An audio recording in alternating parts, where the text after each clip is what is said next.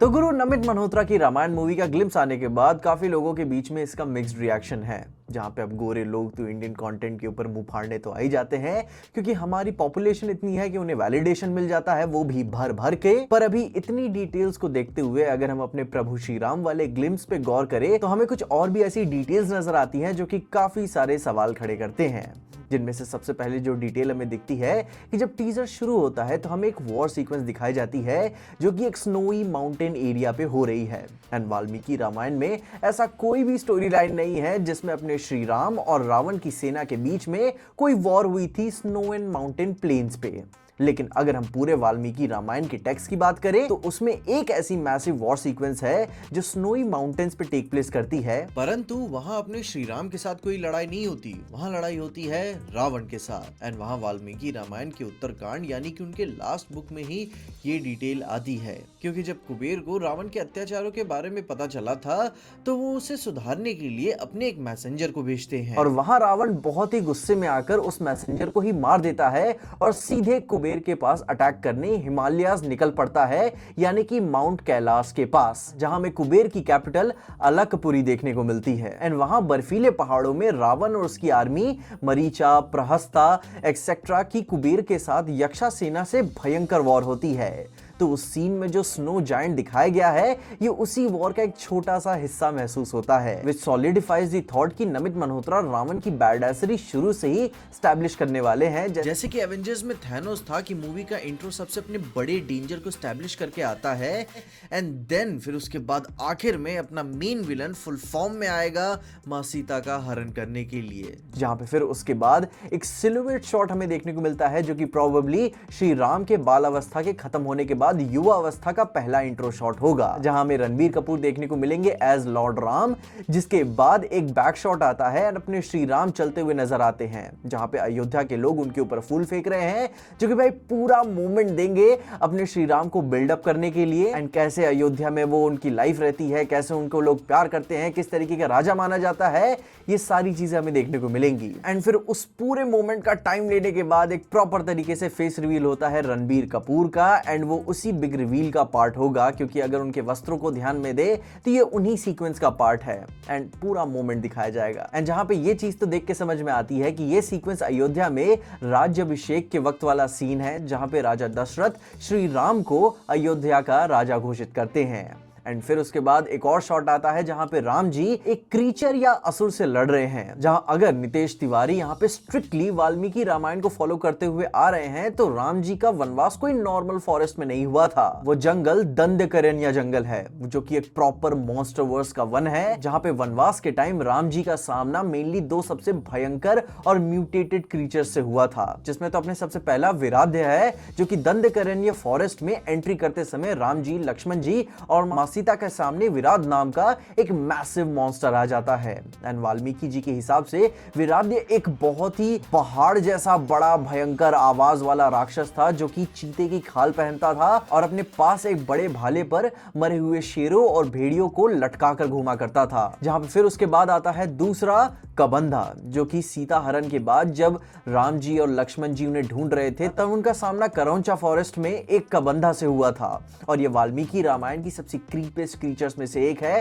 क्योंकि इसका तो ना कोई सिर था और ना ही कोई गर्दन, जहां इसकी आंखें इसके सीने पे होती थी और इसके दांतों वाला मुंह इसके पेट पे होता था और इसके दोनों हाथ एक एक मील तक लंबे बताए जाते थे। और इन दोनों डिस्क्रिप्शंस के हिसाब से इस सीन में ये दिखने वाले क्रीचर्स में से यह कोई तो एक नहीं है, तो ये दूसरी दंडकारण्य वन के रैंडम दानव्स होंगे, जो कि वाल्मीकि रामायण वाले वर्जन्स में क्रीचर्स एंड डीमंस किसी मिनी बॉस फाइट्स की तरह ऐसे इस कहानी में उजागर होते हुए नजर आएंगे। जहां फिर उसके बाद अपने श्री राम का धनुष उठाने वाला सीन नजर आता है, और ये चाहे तो अपने वाल्मीकि की रामायण हो या फिर तुलसीदास की रामचरितमानस, राम जी ने मां सीता के स्वयंवर में जो धनुष तोड़ा था वो ये सेम सीन होगा। एंड उसी में परशुराम की भी एंट्री होती है, क्योंकि मैंने वो पोयम याद की हुई थी एग्जाम में पास होने के लिए, क्योंकि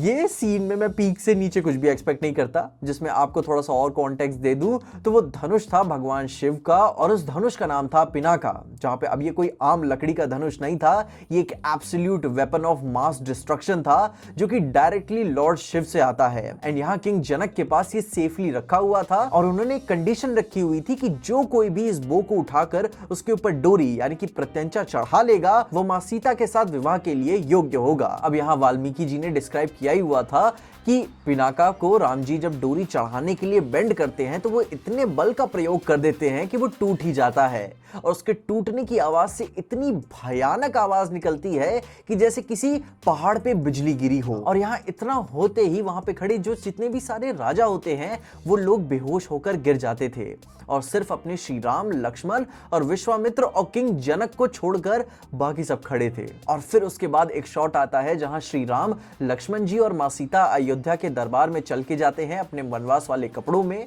एंड ये अपने वनवास जाने के पहले वाले सीन्स में से एक है जहां पे अब मैं ये मान के चल रहा हूं कि वनवास को ऐसे नॉर्मल में ही नहीं निकाल देंगे, वो इसे प्रॉपर विदाई का मोमेंट देंगे जो कि बहुत ही इमोशनल होगा। जहां पे फिर एक शॉट में जब वो राजा दशरथ से मिलने जाते उठते हैं तो हम देख पाते हैं कि राजा दशरथ के बगल में उनकी 3 लेफ्ट में रानियां खड़ी हुई हैं एंड उनका नाम है मां कौशल्या, माता कैकेयी और माता सुमित्रा। जहां फिर उसके बाद वाले शॉट में पूरे अयोध्या वासी भगवान के वनवास जाने से पहले उन्हें देखने के लिए आए हैं, जिसको उन्होंने फिल्म मेकर्स ने जान के रात में रखा हुआ है क्योंकि जब वो पार्ट 2 में वापस आएंगे तो उनके साथ अयोध्या की रोशनी भी वापस लौट चुकी होगी। एंड फिर अगले ही शॉट में राजा दशरथ प्रभु श्री राम को अपने मुकुट देते हुए नजर आते हैं और फिर आगे वो वनवास वाले सीन को कंटिन्यू करते हुए हमें देखने को मिलता है जहां पे राम जी राजा दशरथ से हाथ जोड़ रहे हैं और साइड में देख ही सकते हो कि माता सीता भी उनके साथ मौजूद हैं।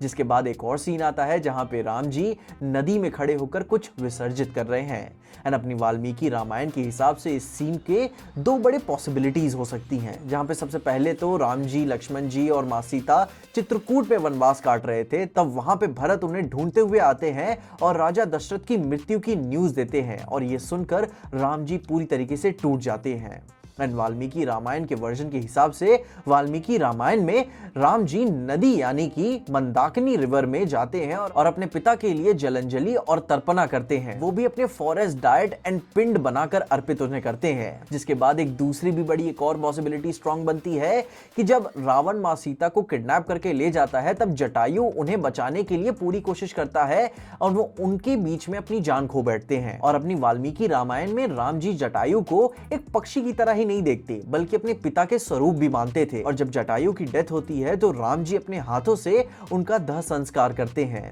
एंड गोदावरी नदी में उनका तर्पणा करते हैं। जिसके बाद इसी टीजर में आगे ग्लिम्स में हमें नजर भी आता है कि एक शॉट में देखने को मिलता है कि बहुत ही बड़ी सी चिता जलाई जा रही है जिसमें अपने श्री राम और लक्ष्मण जी खड़े हैं। अपने श्री राम थोड़े से गुस्से में भी हैं और उस चिता के ऊपर कई सारे वल्चर्स घूम रहे हैं जो कि पूरी तरीके से बताता है कि वो जटायु की ही चिता जल रही है वहां पे। एंड वहां पे अपने प्रभु श्री राम अपने थोड़े से गुस्से में प्रतिज्ञा भी लेते हुए नजर आते हैं, अग्नि प्रतिज्ञा, कि वो रावण की फील्डिंग वहां से सेट करेंगे। जहां पे इन सब बातों के अलावा एक और शॉट आता है जहां पे तूफान है और उसके बीच में से अपने श्री राम चलते हुए नजर आ रहे हैं और यहाँ एक पीक डिटेलिंग ये भी नजर आती है नितेश तिवारी की तरफ से कि अगर श्री राम का युद्ध वाला कवच देखोगे तो ये किसी खास मटेरियल से नहीं बना है, ये आम वेस्ट से बना हुआ है, ऐसे छाल से जो झोपड़ी में छाल इस्तेमाल करने के लिए यूज होता है, उससे बिल्ड करके बनाया गया है उनका कवच, जिसमें ये इसे अपने लंका वाले युद्ध के ग्लिम्स को प्रेजेंट करते हुए भी नजर आ सकते हैं। जहां पे अब हाँ वो युद्ध वाला कवच आगे पार्ट 2 में चल के चेंज हो सकता है, मगर हाँ शुरुआत के लिए काफी अच्छा है। इसके बाद हमें एक और ओल्ड लेडी डीमन या फिर फीमेल जायंट राम जी से लड़ते हुए देखने को मिलती है, जहां पे वो वाल्मीकि रामायण के हिसाब से ये और कोई नहीं बल्कि ताड़का है। अब ये राम जी की लाइफ की सबसे पहली और सबसे ब्रूटल एनकाउंटर में से एक होगी, जहां पे वाल्मीकि रामायण के बाल कांड के हिसाब से ये तब की बात है जब राम जी एक टीनेजर हुआ करते थे एंड जहां पे विश्वामित्र राम और लक्ष्मण को अपने आश्रम में रक्षा करने के लिए ले गए थे और वहां पे उनका सामना होता है एक डीमनस से। अब देखो, ताड़का ओरिजिनली एक यक्षासिनी थी जिसको आगे अगस्त्य ने श्राप देकर एक भयानक मैन ईटिंग राक्षनी में म्यूटेट कर दिया था। एंड वाल्मीकि जी के डिस्क्राइब किए गए हिसाब से उस राक्षनी के अंदर 1000 हाथियों तक की ताकत थी और ये फाइट उस हिसाब से राम जी की कैरेक्टर आर्क के हिसाब से बहुत ही बड़ी बात है। एंड उसके ऊपर भी एक बहुत ही इंपॉर्टेंट छोटी डिटेल ये भी आती है कि शुरू में वाल्मीकि रामायण में ही लिखा गया है कि राम जी पहले उसे मारने में हिचकिचा उठते हैं क्योंकि वो वो एक स्त्री थी, तो उन्होंने सिर्फ उसका हाथ काटने का सोचा हुआ था। पर जब अपने विश्वामित्र उन्हें समझाते हैं कि एक मॉन्स्टर का कोई जेंडर नहीं होता और इनोसेंट लोगों को बचाने के लिए एक राजा को अपना धर्म निभाना ही होगा, तो अपने श्री राम जी ने एक तीर से उसे मार गिराया, क्योंकि hammer of justice is unisex. And फिर उसके बाद ये सीन माता सीता के स्वयंवर के बाद वाला सीन हमें देखने को मिलता है, जहां शादी के बाद राजा दशरथ और राम जी पूरे बारात के साथ अयोध्या वापस लौट रहे थे। एंड तभी अचानक से मौसम भयानक हो जाता है और रास्तों के बीचों बीच रास्ता रोक के खड़े हो जाते हैं भगवान परशुराम, जिनके बारे में दिखाया तो नहीं गया है। एंड आई होप कि एक थोड़ा सा सरप्राइज ही होगा। एंड अगर आपको थोड़ा बहुत भी परशुराम के बारे में पता है तो आपको पता ही होगा कि वो क्षत्रियों को लेकर कितने बड़े हेटर हैं। जहां पे हाथ में उनके होता था तो एक क्लासिक सा एक्स यानी कि फरसा, एंड दूसरे हाथ में एक चमकता हुआ धनुष। और फिर वो इसी एक्स को हम रणबीर के हाथ में देखते हुए नजर आते हैं, पूरा सा लाइक हीरो मोमेंट क्रिएट करते हुए, जिसे देख फिर परशुराम फिर गुस्से में आते हैं, क्योंकि राम जी ने उनके गुरु यानी कि लॉर्ड शिव के धनुष को यानी कि पिनाकों को तोड़ा हुआ था। एंड फिर उन्होंने राम जी को चैलेंज किया कि शिव जी का धनुष तोड़ना कौन सी बड़ी बात है, ये भगवान विष्णु का धनुष है जिसका नाम है सारंग। अगर सच में इतनी शक्तिशाली हो तो इस पे डोरी यानी कि प्रत्यंचा चढ़ाओ। एंड फिर आप तो जानते ही हो कि अपने भगवान श्री राम लाइक क्या क्या एक्सीलेंस कर सकते हैं। जिसके बाद फिर आता है अपना बोट वाला सीक्वेंस, जहां पे हम राजा दशरथ की आवाज एक बार सुनते हैं एंड वो राम जी को पुकार रहे हैं और राम जी को इसका आभास हो जाता है। एंड जहां पे ये उनका अंतिम वक्त वाला सीक्वेंस हो सकता है मोस्ट प्रोबेबली। एंड फिर उसके बाद आता है अपना सबसे आइकॉनिक मोमेंट, रावण का शॉट, जहां पे रावण सीता हरण के लिए जा रहा है और अपनी बहन सुरपंखा का बदला लेने के लिए जा रहा है। और पुष्पक विमान को भी देख सकते हैं हम, जो कि किसी अवतार मोमेंट से कम नहीं है, जिसमें से अब हाँ थोड़ा सा विजुअल इनकंसिस्टेंसी जरूर सी बात है। मिक्स्ड रिएक्शंस आप सबने सुनी लिए होंगे, मेरी फर्स्ट रिएक्शन वाली वीडियो भी आपने, रिव्यू वाली वीडियो भी देखी होगी। तो पूरे ग्लिम्स में आपको इसकी इंस्पिरेशन थोड़े थोड़े अलग अलग जगहों से फील हो जाते हैं, थोड़ा सा वीडियो गेमिश भी फील होता है, पर एटलीस्ट कोई आदि पुरुष की तरह ऐसी चीज नहीं है कि फिक्सेबल नहीं है। इनके पास अभी भी टाइम है एंड ऐसी चीजें हैं इसके अंदर वीएफएक्स के लेवल पे कि इंप्रूव की जा सकती हैं। एंड कितना भी बुरा कर लेंगे तो एटलीस्ट ओम राउत जितना तो बुरा नहीं करने वाले। Keep one seat. बाकी इन्हीं सारी बातों के साथ मैं अपनी अगली वीडियो में और भी डिटेल्स के साथ लौटूंगा। आप अपने ओपिनियंस बताइए कि आपने इस ग्लिम्स में क्या नोटिस किया एंड आप क्या सोचते हैं कि अपने पार्ट 1 में कहानी रामायण की कहां तक जाएगी। उनके बारे में अपने ओपिनियंस, अपनी राय मुझे कमेंट से जरूर बताइएगा और तब तक के लिए देखते रहिएगा पीजे एक्सप्लेन।